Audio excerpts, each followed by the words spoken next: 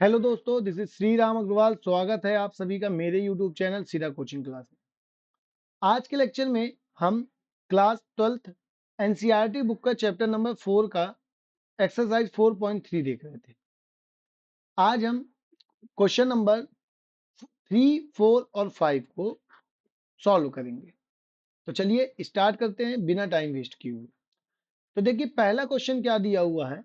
यदि दूसरी पंक्ति के अवयवों के सेकंडों का प्रयोग करके हमको क्या करना है, हमको डिटर्मिनेंट का मान ज्ञात करना है। ठीक है, तो पहला क्वेश्चन है आज क्वेश्चन नंबर 3। ठीक है, तो सबसे पहले हमको क्या करना है, हमको दूसरी पंक्ति के सभी सेकंडों को निकालना है। सेकंड को निकालने के तरीके के हम जानते हैं कि सेकंड को निकालने के लिए सबसे पहले उप सारणिक निकालना पड़ेगा। मतलब यदि हमको कोफैक्टर निकालना है तो पहले हम माइनर निकालें। तो स्टार्ट करते हैं। हमारे पास 3 एलिमेंट है, 2, 0, 1। तो स्टार्ट करते हैं। A11 का उप सारणिक क्या होगा, M21 होगा। यहाँ 1 की जगह 21 होगा। ठीक है, तो A21 का उप सारणिक क्या होगा, M21। कैसे निकालेंगे, ये एलिमेंट है तो इस रो को, इस कॉलम को डिलीट करेंगे तो बचेगा क्या हमारे पास, बचेगा 3, 2, 8, 3। इसको सॉल्व करेंगे तो 3 त्रिकाई 9 और माइनस का 8 दूनी 16। 16 में से 9 जाएगा तो क्या बचेगा, माइनस का 7 बचेगा। ठीक है बात, तो ये M21 निकला। अभी इसी प्रकार A22 का उप सारणिक निकालेंगे तो M22 निकलेगा और वो क्या होगा, सेकंड रो सेकंड कॉलम को डिलीट करेंगे तो बचेगा 5, 8, 1, 3। तो 5, 8, 1, 3। इसको सॉल्व करेंगे तो 5 तिहाई 15 आएगा, माइनस का 8 एकम 8 आएगा। तो 15 में से 8 जाएगा तो बचेगा क्या, 7 बचेगा। ठीक है बात, फिर तीसरा क्या है, M23। इसके लिए हम M23 निकालेंगे और M23 क्या है, सेकेंड रो थर्ड एलिमेंट। ठीक, तो यहां बचेगा क्या, 5, 3, 1, 2। तो 5, 3, 1 एंड 2। अब इसको हम सॉल्व करेंगे तो 5 दूनी आएगा 10 और माइनस का 3 एकम 3। तो बचेगा क्या, 7 बचेगा। ठीक है बात, अब हम क्या करेंगे, अब हम यहां से कोफैक्टर्स निकालेंगे। तो पहला कोफैक्टर आएगा A21। कोफैक्टर के लिए हम जानते हैं क्या करना होता है, -1 की पावर 2 + 1 इंटू M21। तो -1 की पावर है ऑड, ऑड है तो आ जाएगा -1 इंटू M21 की वैल्यू आई है -7। तो ये -7 और -1 मिलके प्लस का 7 बना देंगे। ठीक है, सिमिलरली A22 क्या होगा, -1 की पावर 2 + 2 इंटू M22 बराबर में क्या मिलेगा हमको यहां पास हम -1 की पावर को 4 करेंगे तो ये आ जाएगा प्लस का 1 इंटू में M22 की वैल्यू कितनी है, प्लस का 7। तो 7 इंटू 1 कितना हो जाएगा, 7 हो जाएगा। सिमिलरली A23 निकालेंगे तो ये आएगा -1 की power 2 + 3 which is M23 is equal to, -1 की पावर ऑड है तो आंसर आएगा -1 इंटू M23 की वैल्यू क्या है, प्लस का 7 है। तो ये मल्टीप्लाई करेंगे तो हमको क्या मिल जाएगा, -7। तो हमको A21, A22 और A23 इन तीनों की वैल्यू मिल गई। अब डिटर्मिनेंट की वैल्यू क्या होती है, डिटर्मिनेंट ये कहता है कि आप जो जो रो ले रहे हो उसी रो के सेकंड या कोफैक्टर का उन एलिमेंट से मल्टीप्लाई करके जोड़ देंगे तो हमको क्या मिल जाएगा, डिटर्मिनेंट मिल जाएगा। तो यहाँ पास हम जानते हैं हमको सेकंड रो लेनी है तो A21 capital A21 plus A22 capital A22 plus A23 capital A23। इन वैल्यूज को हम रख देंगे तो हमको क्या मिलेगा, देखिए A21 की वैल्यू क्या है, 2 है, multiplied by A capital A21 की वैल्यू क्या है, यहाँ देखिए 7 है। ठीक है, तो ये आ जाएगा 7 प्लस A22 की वैल्यू क्या है, 0 है। कैपिटल A22 की वैल्यू क्या है, फिर से 7 है प्लस A23 की वैल्यू क्या है 1 है, इनटू में कैपिटल A23 की वैल्यू क्या है -7।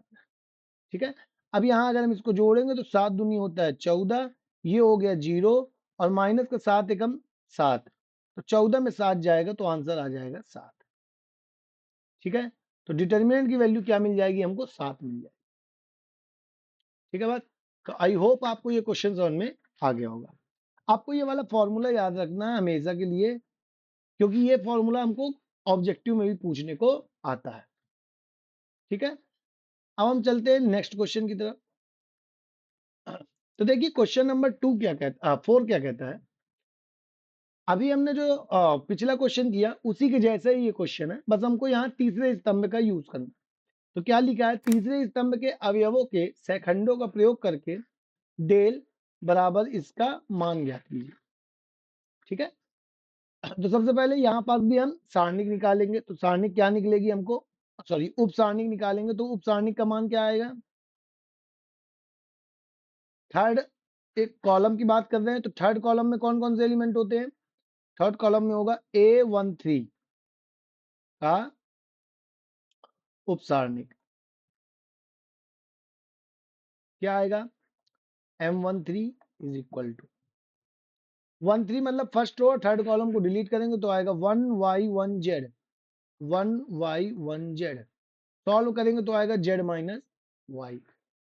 ठीक है, फिर A23 का उपसारणिक क्या आएगा, A23 का उपसारणिक आएगा M23 is equal to, second row और थर्ड कॉलम को हटाएंगे तो 1x1z 1x1z क्या आएगा, z माइनस x आएगा। ठीक है, सिमिलरली A33 का उपसारणिक निकालेंगे, M33 आएगा और ये किसके बराबर होगा। थर्ड रो थर्ड कॉलम को डिलीट करेंगे तो 1x1y आएगा, 1x1y, सॉल्व करेंगे तो y माइनस x आएगा। ठीक है बात, अब हम इन तीनों के लिए कोफैक्टर्स निकालते हैं। तो A13 -1 की power 1 + 3 into M13 is equal to -1 की पावर 4 इवन आएगा, तो 1 into z minus Y which is z minus Y.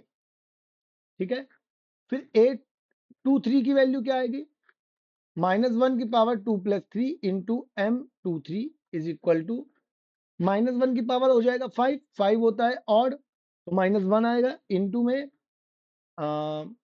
z minus x आएगा, तो जब मैं इसका माइनस से मल्टीप्लाई करूंगा तो मुझे मिलेगा x माइनस z। ठीक है, and similarly for third element A33 is equal to -1 का power 3 + 3 into M33 is equal to -1 का पावर 6 क्या होगा +1 इंटू M33 की वैल्यू है y माइनस x, तो यहां मिल जाएगा हमको y माइनस x। ठीक है, तो आई होप आपको यहां तक समझ में आया होगा। अब हम प्रीवियस क्वेश्चन के जैसे ही क्या करते हैं, यहां हम डेल की वैल्यू निकालते हैं। डेल की वैल्यू क्या होगी, जो कॉलम है उसी कॉलम के कोफैक्टर्स का उन्हीं एलिमेंट से मल्टीप्लाई करके ऐड करना है। तो यहां क्या करेंगे, A13 capital A13 plus A23 capital A23 plus A33 capital A33।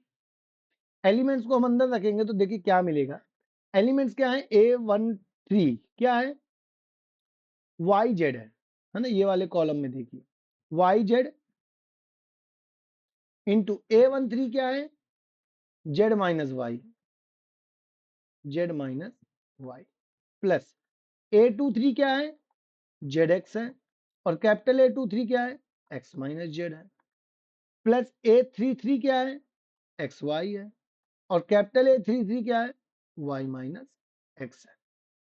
ठीक है, अब हम इसको सॉल्व करते हैं। ठीक है, सॉल्व करने के लिए सबसे पहले हम अंदर मल्टीप्लाई कर देते हैं, तो मल्टीप्लाई करके क्या मिलेगा, y इंटू जेड को अंदर मल्टीप्लाई करेंगे तो Y Z square minus Y square Z plus Z X को अंदर मल्टीप्लाई करेंगे तो Z X square minus Z square X plus X Y को अंदर मल्टीप्लाई करेंगे तो X Y square minus X square Y. ठीक है, ये मिलेगा। तो अब देखिए इसको हम फर्दर सॉल्व करने के लिए थोड़ा रीअरेंज करते हैं। क्या करते हैं हम, पहले यहाँ minus Y square Z plus Z X square को लिख देते हैं, इन दोनों टर्म्स को। फिर Y Z square minus Z square X लिख देते हैं, और लास्ट में X Y square minus X square Y लिख देते हैं। ठीक है, इसमें कोई दिक्कत नहीं होगी। अब देखिए पहली वाली टर्म से हम जेड कॉमन लें तो ये क्या बचेगा, X square minus Y square बचेगा। दूसरे वाले ब्रैकेट से हम माइनस जेड स्क्वायर कॉमन ले तो अंदर क्या बचेगा, एक्स माइनस वाई बचेगा। चीजों के चिन्ह बदल जाएंगे, माइनस वाला एक्स प्लस हो जाएगा और प्लस वाला वाई माइनस हो जाएगा। यहां भी यदि मैं माइनस एक्स वाई कॉमन ले लूंगा तो मुझे मिलेगा एक्स माइनस। ठीक है, अब इसको मैं थोड़ा और ब्रेक करता हूं तो X square minus Y square को मैं X minus Y into X plus Y लिख सकता हूं। ठीक है, minus Z square into X minus Y and minus X Y into X minus Y लिखा जा सकता है। ठीक है, अब तीनों टर्म्स में आप देख रहे होगे कि एक्स माइनस वाई जो है वो कॉमन है। ठीक है, तो बाहर निकाल दिया तो अंदर क्या बचेगा, अंदर बचेगा Z into X plus Y minus Z square minus X Y. ठीक है बात। अब यहां पास मैंने एक्स वाई अलग लिखा, ब्रैकेट में इस जेड को अंदर मल्टीप्लाई करेंगे तो Z X plus Y Z minus Z square minus X Y आएगा। ठीक है, अब हम इसको थोड़ा और सॉल्व करते हैं तो देखिए एक्स माइनस वाई है ये। अब हम क्या करते हैं, इन दोनों में से जेड कॉमन लेते हैं तो क्या मिलेगा, वाई माइनस जेड मिलेगा। बाकी बचे में से हम क्या कॉमन लेते हैं, माइनस का एक्स कॉमन लेते हैं तो भी हमको वाई माइनस जेड मिलेगा। देखिए माइनस एक्स कॉमन लेंगे तो यहाँ प्लस वाई बचेगा, और यहाँ हमने माइनस एक्स कॉमन लिया बट यहाँ माइनस तो है नहीं इसलिए यहाँ माइनस लग जाएगा। ठीक है, तो यह एक्स माइनस वाई, और इन दोनों ब्रैकेट में देखिए आपको y माइनस जेड कॉमन दिख रहा है तो बचेगा क्या अंदर, z माइनस एक्स। ठीक है, तो यू होप तो यही हमारा जो है वो हमारा फाइनल आंसर हो जाएगा। तो आई होप आपको ये क्वेश्चन समझ में आया होगा। थोड़ा सा लास्ट में हमको प्रोसेस करनी पड़ी इसलिए वो लेंदी हो गया क्वेश्चन, अदरवाइज क्वेश्चन बहुत ही शानदार। ऐसे क्वेश्चन पेपर्स में जरूर पूछे जाते हैं बड़े नंबर्स के लिए। ठीक है, अब हम इस वीडियो का लास्ट क्वेश्चन, इस एक्सरसाइज का लास्ट क्वेश्चन देखने वाले हैं जो कि एक ऑब्जेक्टिव क्वेश्चन। ठीक है, तो अब ये लास्ट क्वेश्चन क्या कहता है, यदि डेल हमारे पास एक 3/3 का डिटर्मिनेंट है और ए आई जे का सहखंड कैपिटल ए आई जे है तो हमको डेल का मान निम्नलिखित रूप में व्यक्त किया जा सकता है, ये बताना है। ठीक है, अभी आपने ऊपर के दो क्वेश्चंस देखे और दोनों में मैंने एक ही बात आपको बताई है कि यदि किसी रो या किसी कॉलम की बात करें तो उसके सहखंड अगर उसी रो के साथ मल्टीप्लाई हो और फिर ऐड हो तो हमको डिटर्मिनेंट की वैल्यू देते हैं, है ना, और दूसरे के साथ ऐड हो तो हमको जीरो की वैल्यू देते हैं। तो इन चारों ऑप्शन में हमको ऐसा देखना है जिसमें किसी एक रो के एलिमेंट भी हो और उनके करस्पॉन्डिंग कोफैक्टर भी हो, या किसी कॉलम के एलिमेंट हो और उसी कॉलम के करस्पॉन्डिंग कोफैक्टर्स हो। ठीक है, तो देखिए स्टार्ट करते हैं। पहला ऑप्शन देखो, पहले ऑप्शन में A11 है लेकिन A31 है तो ये ऑप्शन कैंसिल हो जाएगा। 11 है तो 11 ही होना चाहिए। यहां पास पहला एलिमेंट A11 कैपिटल A11 है, ठीक है, बट पहला दूसरा एलिमेंट A12 है और कैपिटल A21 है जिसके कारण ये गलत हो जाएगा। फिर तीसरा ऑप्शन क्या कहता है, तीसरा ऑप्शन बोलता है पहला ही एलिमेंट देखो A21 है तो यहाँ कैपिटल A21 होना चाहिए, बट ऐसा नहीं है तो ये कैंसिल हो जाएगा। बचता है लास्ट ऑप्शन, तो यहाँ पास क्या है, del is equal to A11 capital A11 plus A21 capital A21 plus A31 capital A31। तो ये बात कर रहा है पहले कॉलम की। ठीक है, तो पहले कॉलम के रिस्पेक्ट में हम इसको एक्सपांड करें तो हमको आंसर डेल के बराबर मिलेगा। तो option number D is answer. ठीक है, तो आई होप आपको आज के तीनों क्वेश्चंस समझ में आए होंगे। इसके पहले भी हमने प्रीवियस बहुत सारे क्वेश्चंस की सीरीज बनाई हुई है। अगर आपने उन क्वेश्चंस को अभी नहीं देखा है तो प्लेलिस्ट में जाके उन क्वेश्चंस को आप देख सकते हैं। अगर आपको आज का वीडियो पसंद आता है तो वीडियो को लाइक करें, चैनल को सब्सक्राइब करें और वीडियो को दोस्तों के साथ शेयर करें। मिलते हैं हम नेक्स्ट वीडियो में कुछ नए टॉपिक्स के साथ और नई एक्सरसाइज के साथ। तब तक के लिए पढ़ाई करते रहिए। Thank you so much. Bye.